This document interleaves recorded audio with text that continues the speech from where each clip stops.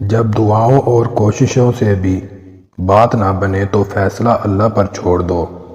اللہ اپنے بندوں کے بارے میں بہتر فیصلہ کرنے والا ہے۔ اتنا علم حاصل کیجئے جس سے آپ کا کوئی عمل ٹھیک ہو جائے۔ علم کا کمال یہ ہے کہ پڑھتے پڑھتے اس مقام پر پہنچ جاؤ کہ بالآخر تمہیں یہ کہنا پڑے کہ ہم کچھ نہیں جانتے۔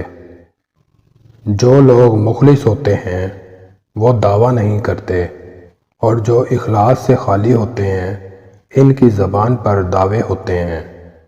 اپنے آپ کو بہتر سمجھ لینا جہالت ہے۔ ہر آدمی کو اپنے سے بہتر سمجھنا چاہیے۔ مخلوق سے ایسے معاملہ کرو جو ان سے اپنے حق میں پسند کرتے ہو۔ تم پردے میں وہ کام نہ کرو جو لوگوں کے سامنے نہیں کر سکتے۔ نادان کے لیے خاموشی سے بڑھ کر کوئی چیز نہیں ہے۔ اگر وہ یہ بات جان لیتا تو نادان نہ رہتا۔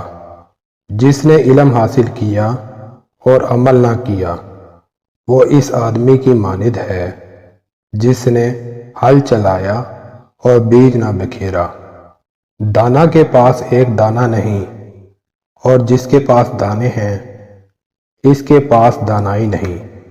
بادشاہوں کو وہی شخص نصیحت کر سکتا ہے جس کو نہ سر کا خوف ہو نہ زر کی تمنا۔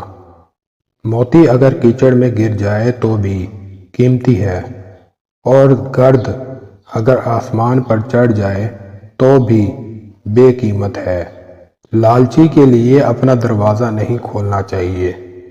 اگر کھل گیا تو پھر سختی سے بند نہ ہوگا۔